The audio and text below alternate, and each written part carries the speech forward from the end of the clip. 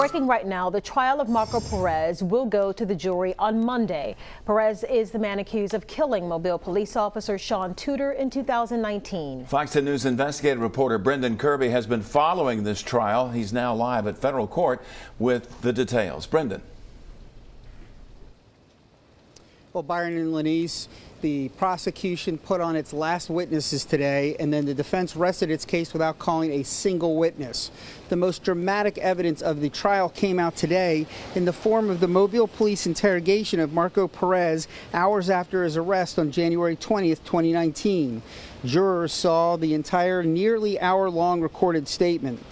These were his chilling words when asked why he shot Officer Tudor. Quote, "The voices told me in my head to pull the trigger."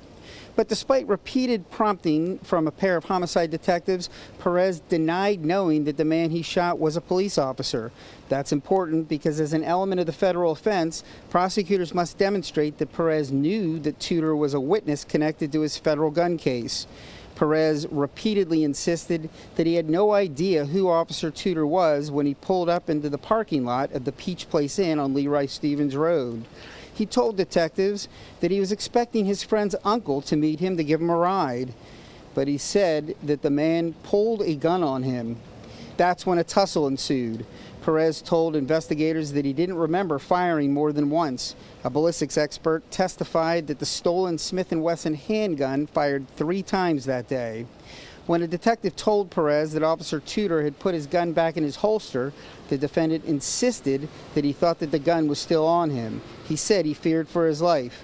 At one point, he said, quote, "I don't know why I did what I did." At another point, he fought back tears as he reflected on the gravity of the situation he found himself in. Quote, "There ain't no getting out of this." Defense attorney John Beck says that the incident was a tragedy, but reiterated his position that his client did not know who Tudor was. The defense is that Perez had no idea that Tudor was a police officer. He didn't have a badge on. He wasn't in a marked vehicle. He was in his own personal vehicle. He didn't have any kind of a vest on. He never identified himself as a police officer.